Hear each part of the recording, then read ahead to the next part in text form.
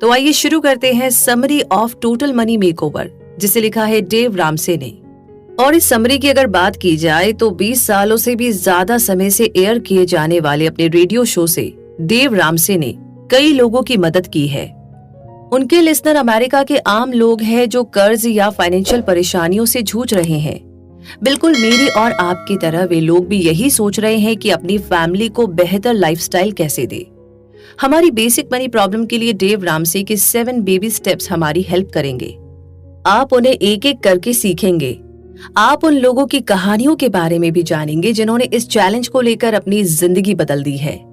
ये 7 baby steps clear और आसान है। ये इस प्रिंसिपल पर बेस्ड है कि छोटे स्टेप्स ही लॉन्ग टर्म में आपके बहुत काम आएंगे। आपको अपनी लाइफ में बड़े बदलाव करने की जरूरत नहीं है। ये स्टेप्स आपको हर दिन, हर महीने और हर साल फाइनेंशियल सिक्योरिटी की तरफ ले जाएंगे। अगर बाकी लोगों ने ये कर दिखाया है तो आप तो इसे जरूर कर सकते हैं। तो आइए शुरू करते हैं फर्स्ट चैप्टर से, जो कहता है the total money makeover challenge. यानी कि इस बुक के ऑथर डेव रामसे उस पल के बारे में बात करते हैं जब उन्हें पता चला कि वो बुरी तरह से फंस गए हैं। वे अपनी सारी सेविंग्स गवा बैठे थे और महीने के अंत तक मुश्किल से गुजारा कर पाते थे। डेव ने सब कुछ अपने तरीके से किया और वो हार गए। उन्हें अब खड़े होकर सबसे बड़े चैलेंज का सामना करना था, जो था खुद का सामना करना। उन्होंने ये सीखा कि उनके तरीके के एक बहुत बड़े एस्पेक्ट या पहलू की कमी थी, जो था अपने आप को मैनेज करना। अमीर बनने की प्रॉब्लम ये नहीं है कि अमीर कैसे बने। हम में से ज्यादातर लोग पहले ही ऐसा करना जानते हैं। सबसे मुश्किल चीज है ऐसा सच में कर दिखाना। ये आसान तो नहीं है। अगर आसान होता तो इस दुनिया में सभी लोग अब तक अमीर बन गए होते। आपको खड़े होकर अपने आप को मिरर में देखने की जरूरत है। वो आदमी दिखाई दे रहा है आपको वहां, वो है आपकी प्रॉब्लम। अगर आप उस आदमी को मैनेज कर पाए तो आपकी सक्सेस तय है। तो इसीलिए टोटल मनी मेकओवर चैलेंज असल में आप खुद है। आप ही प्रॉब्लम है और आप ही सोल्यूशन भी है। अपने आप को बचाने वाले सिर्फ और सिर्फ आप खुद है। तो इस बहुत ही बढ़िया सी लाइन को जानने के बाद में कि सारा काम हमें खुद पर ही करना है, आगे जानते हैं सेकंड चैप्टर के बारे में कि उसमें हमारे लिए क्या खास है। तो यहाँ पर इनकार, मैं अभी इतनी भी बुरी हालत में नहीं हूँ। Denial, I am not that out of shape. मतलब ये कि सबसे पहले आपको ये समझना है कि आप में कोई प्रॉब्लम है और आपके रास्ते में आने वाली रुकावटों के बारे में समझना ही आपकी प्रॉब्लम को सॉल्व करने का रास्ता है। जैसे कि सारा और उनके हस्बैंड एक साल में लगभग $75,000 तक कमाते थे। उनके ऊपर नॉर्मल कर्ज था, जैसे कि घर का लोन, कार लोन वगैरह वगैरह, और उनके क्रेडिट कार्ड पर सिर्फ $5,000 का लोन था। उन्हें लगा कि सब कुछ ठीक ठाक चल रहा है, लेकिन वो असल में कुछ चीजों को नकार रहे थे। जब भी वे मिरर में देखते थे तो उन्हें दो मोटे लोग कभी दिखाई नहीं देते थे। सारा और उनके हस्बैंड इस बात को नकारते रहे और वो वैसे ही जीते रहे। फिर एक दिन आया जब उन्होंने डिसाइड किया कि उनकी फैमिली को एक बड़े घर की जरूरत है, तो उन्होंने उसे खरीद लिया। उन्हें लगा कि वे फाइनेंशियली सिक्योर है, लेकिन ऐसा था नहीं। तभी एक दिन सारा के बॉस ने उनसे कहा कि उनकी कंपनी अपना खर्च कम करने के लिए कुछ एम्प्लॉइज की संख्या को कम कर रही है। इस वजह से सारा की जॉब चली गई और देखते ही देखते उनकी साल भर की टोटल फैमिली इनकम के $75,000 में से $45,000 चले गए। तो अब सारा और उनके हस्बैंड डर गए थे और उन्होंने पहली बार अपने आप को मिरर में देखा। उन्होंने देखा कि वे अब फाइनेंशियल तौर पर मोटे हो गए हैं और अब वे इसे नकार नहीं सकते। असल बात यह है कि अगर आप फिजिकली फैट यानी कि शारीरिक रूप से मोटे हो जाए तो आप इसे मिरर में देख सकते हैं, लेकिन फाइनेंशियल मोटापा इतनी आसानी से दिखाई नहीं देता। यह आसानी से छुपाया जरूर जा सकता है, लेकिन साथ ही साथ ये आपको जिंदगी भर तक के लिए चिंता भी दे देगा। तो इन सब के बावजूद सारा और उनके पति के लिए गुड न्यूज ये है कि उनका फाइनेंशियल क्राइसिस में आना उन्हें सही रास्ते पर लेकर जाने वाला था। अब वे फैक्ट्स को अनदेखा नहीं कर सकते थे। उन्होंने ये अच्छी तरह समझ लिया कि अब उन्हें चेंज की जरूरत है। उन्होंने एक प्लान बनाया और उसे स्टेप बाय स्टेप फॉलो किया।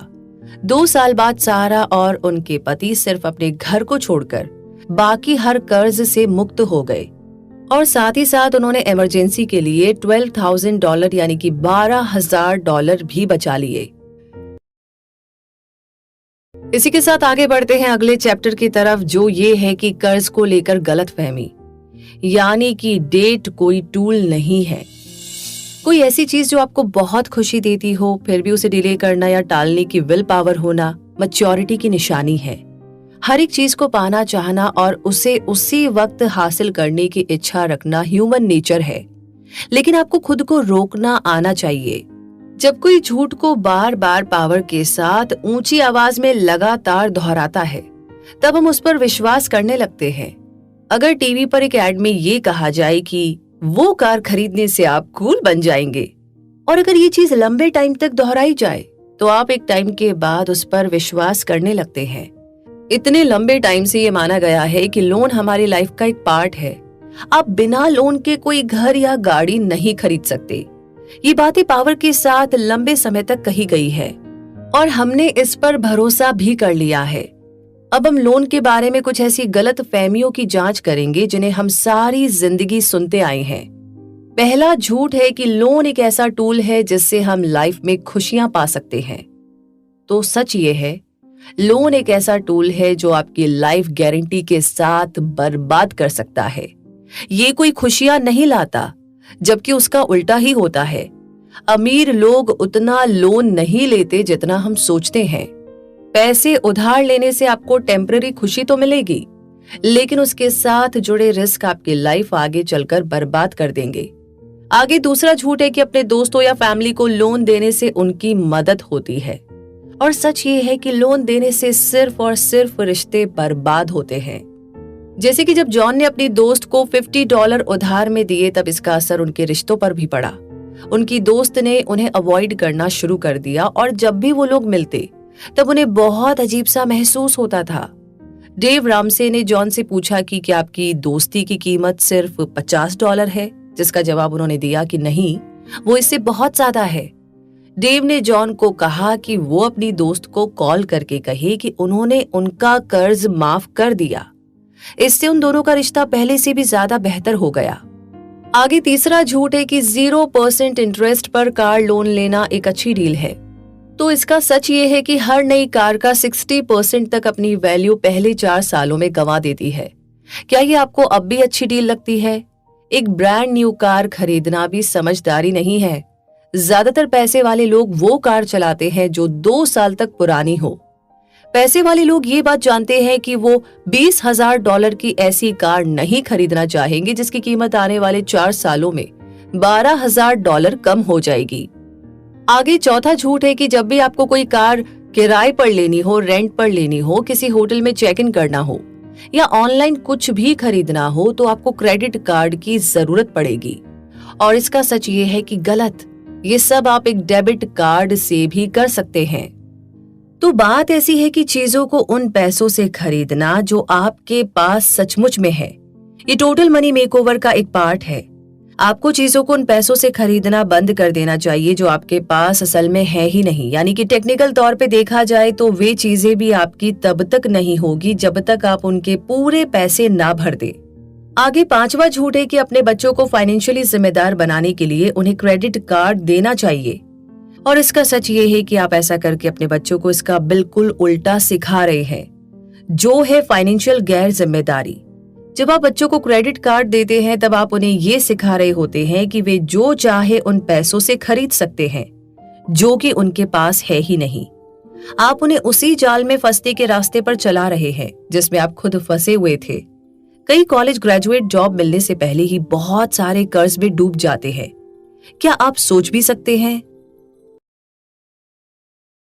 तो इस तरीके से बहुत सारी गलत फहमियों के बारे में जानने के बाद अब जानते हैं 2 और रुकावटों के बारे में, इग्नोरेंस और कीपिंग अप विद जॉनेसिस।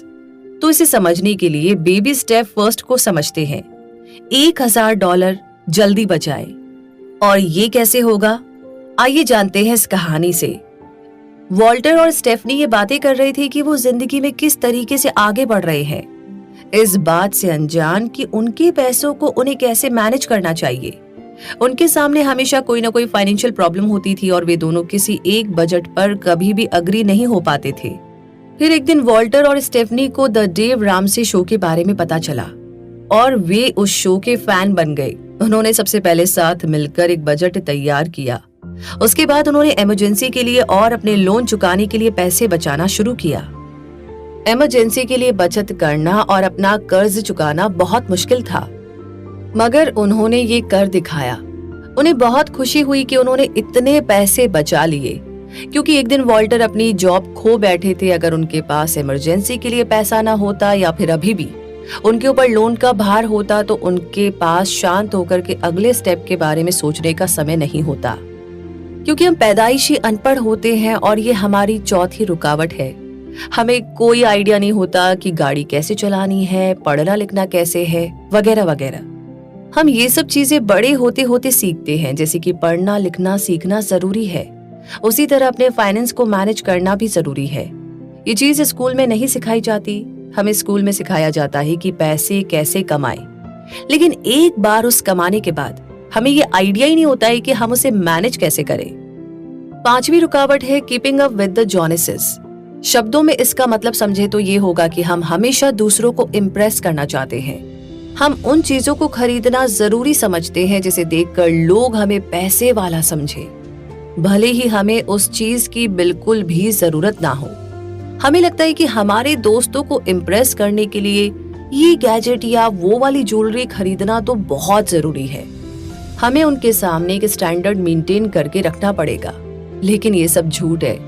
मिलेनियर्स के पास इतनी चीजें नहीं होती। वे उन चीजों को नहीं खरीदते जिनकी इन्हें जरूरत नहीं होती। उनमें से कई तो 10 साल पुराने फोन तक भी यूज करते हैं। जी हाँ, जैसे कि डेव रामसे जब मिलेनियर थे तो उन्होंने एक जैगुआर कार खरीदी, लेकिन फिर उन्हें नुकसान हुआ और उन्होंने पैसे खो दिए। ऐसे में लॉजिकल चीज यही होती है कि वे अपनी कार बेच देते, लेकिन उन्होंने ऐसा नहीं किया। उन्हें अपनी इमेज मेंटेन करनी थी एक जैगुआर रखकर, लेकिन असल में उनके पास उसकी मेंटेनेंस के भी पैसे नहीं थे। तो डेव ने अपने दोस्त को भी अपने साथ लोन के पेपर को साइन करने के लिए मना लिया। ये सब सिर्फ इसीलिए ताकि वे जैगुआर रख पाए। लेकिन जैसे जैसे समय बीतता गया जैगुआर की हालत खराब होती गई, क्योंकि डेव के पास उसे ठीक करवाने के पैसे नहीं थे। उनके दोस्त भी उनके लिए लोन के पैसे भर भर कर थक गए थे, तो उन्होंने प्यार से कहा कि वे अब उसे बेच दे। लेकिन डेव ने बेचने से फिर मना कर दिया और आखिर में उनके दोस्त ने लोन भरने से भी मना कर दिया। फिर बैंक ने डेव को गाड़ी बेचने पर मजबूर किया और आखिर में उन्हें अपनी गाड़ी बेचनी ही पड़ी। तो अमीर बनने के लिए छोटे छोटे स्टेप्स लेने चाहिए।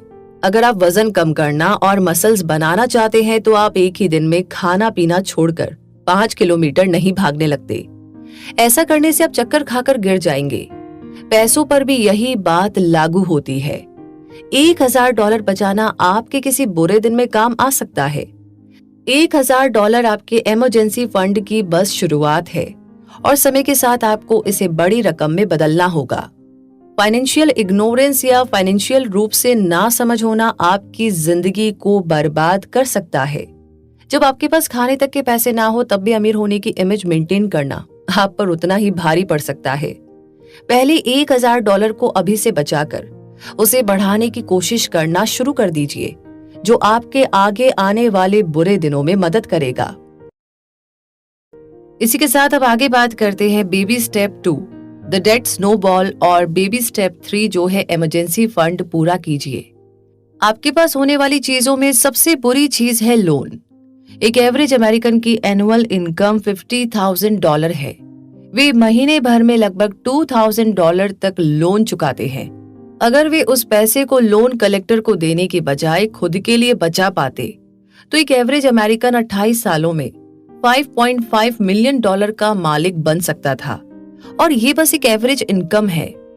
जो लोग फाइनेंशियली स्मार्ट नहीं हैं, उनकी सबसे बड़ी प्रॉब्लम यह है कि भले ही उनके ऊपर लोन ना भी हो और अगर उनके पास $2,000 एक्स्ट्रा भी हो तो भी वे उन्हें उन चीजों पर खर्च कर देंगे जिनकी उन्हें जरूरत नहीं है। तो चलिए अब डेट स्नोबॉल को समझते हैं। सबसे पहले अपने हर लोन की एक लिस्ट बना लीजिए। शुरू सबसे छोटे वाले से करें और फिर बड़े वालों पर जाए। आपके घर के लोन को छोड़कर हम बाकी सब पर फिर से आएंगे। इसके बाद एक प्लान बनाएं कि कैसे आप ये सारा लोन चुका सकते हैं। हमें छोटे लोन को पहले क्यों चुकाना चाहिए? क्योंकि छोटी जीत भी जीत होती है। वे आपको सही रास्ते पर चलते रहने की गारंटी देती है। सभी बड़े लोन की लिस्ट बनाने के बाद सारे लोन में से छोटी छोटी रकम चुकाना शुरू कर दीजिए। लेकिन जो छोटे लोन हैं उन्हें आप पूरा अभी के अभी चुकाएं। ये सब करने के बाद अपने दूसरे लोन पर काम करना शुरू कर दीजिए। अगर आपका पहला लोन $50 था तो आपने ये रास्ता पहले ही पता लगा लिया होगा कि $50 आपको कहां से मिल सकते हैं। अब आप अपने दूसरे लोन में ये $50 जोड़कर इसे एक साथ पूरा चुका सकते हैं। अब सांस लीजिए, एक ब्रेक लीजिए, लेकिन लंबे समय तक नहीं। अब अपने तीसरे, चौथे और पांचवें लोन पर काम इसी तरीके से शुरू कर दीजिए।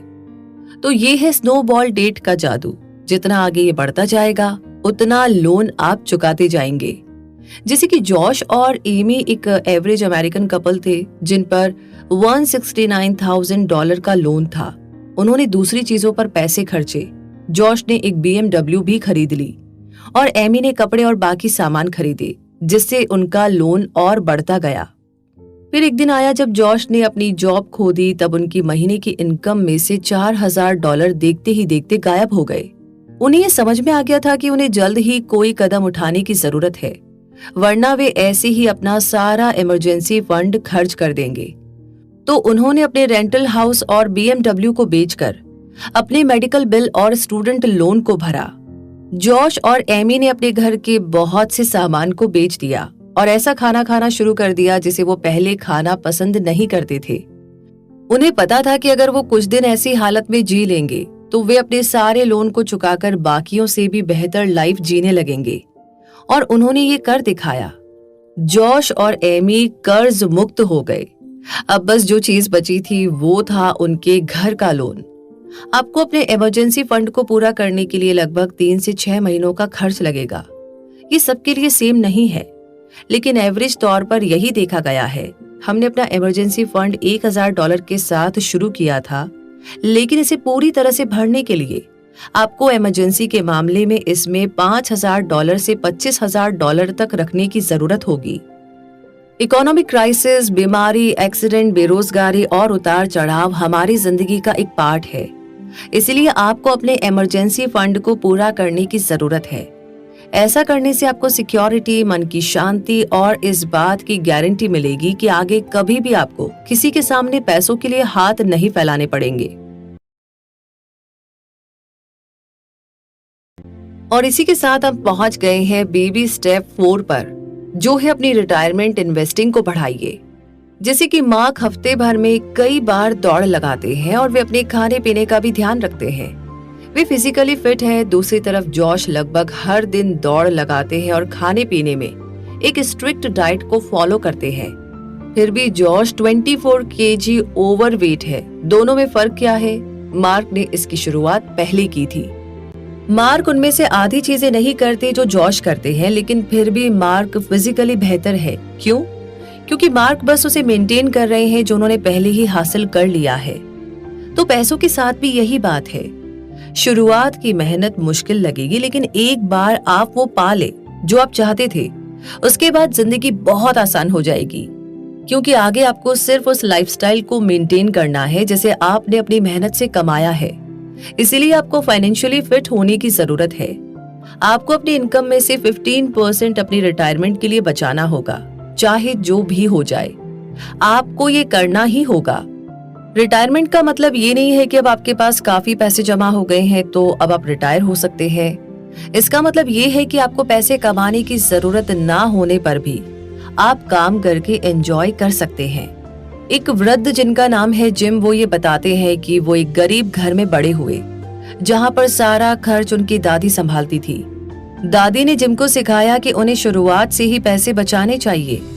जिम की इनकम ज्यादा नहीं थी, लेकिन फिर भी वे हर महीने 10% अपने रिटायरमेंट के लिए बचाते थे। और जब वो 58 साल यानी कि 58 के हुए तब उनके पास $1 मिलियन से भी ज्यादा की सेविंग्स थी। तो जिम के पास अब एक सिंपल सी वर्कशॉप है जिसे उन्होंने खुद बनाया और उन्हें उसमें वक्त बिताना अच्छा लगता है। अब वे अक्सर अपनी वाइफ के साथ महीने भर तक लंबी छुट्टियों पर भी जाते हैं। और इसी के साथ आगे है बेबी स्टेप 5, जो है कॉलेज फंडिंग। हम अपने पिछले स्टेप्स पर बहुत फोकस करते आ रहे हैं, जिससे आपको ये फील हो सकता है कि अब आपके पास आपके बच्चों के स्कूल कॉलेज के लिए पैसे नहीं बचे होंगे। लेकिन ये सच नहीं है। कॉलेज जाना अच्छा है, लेकिन ये आपको गारंटी नहीं दिला सकता है कि आप आगे जाकर के कामयाब होकर पैसे वाले ही बनेंगे। कॉलेज से आप सिर्फ नॉलेज हासिल कर सकते हैं और इस नॉलेज को आप कैरेक्टर, विजन, हार्डवर्क और ऐसे ही दूसरे बेबी स्टेप्स जिनके बारे में हम पहले भी बता चुके हैं, उनके साथ जोड़कर आपके बच्चों को सही ट्रैक पर रखने के काम में ला सकते हैं। कॉलेज जाना इच्छा की बात है, जिंदगी की जरूरत नहीं। ये एक लग्जरी है, नेसेसिटी नहीं। आपके बच्चों को कॉलेज भेजना जरूरी है, लेकिन इतना जरूरी नहीं जितना कि आपके इमरजेंसी फंड और रिटायरमेंट फंड है। कॉलेज के कारण लोन लेना ज्यादा समझदारी नहीं कहलाती। कॉलेज के लिए कुछ रूल्स अप्लाई होते हैं। पहली बात ये कि ज्यादातर डिग्री इस बात पर मायने नहीं रखती कि आपने उन्हें कहां से कमाया है। इसका मतलब ये है कि ये बात इतनी जरूरी नहीं है कि आप कौन से कॉलेज से ग्रेजुएट हो रहे हैं, तो इसीलिए किसी महंगे कॉलेज को चुनने की बजाय थोड़े कम महंगे कॉलेज को चुनिए।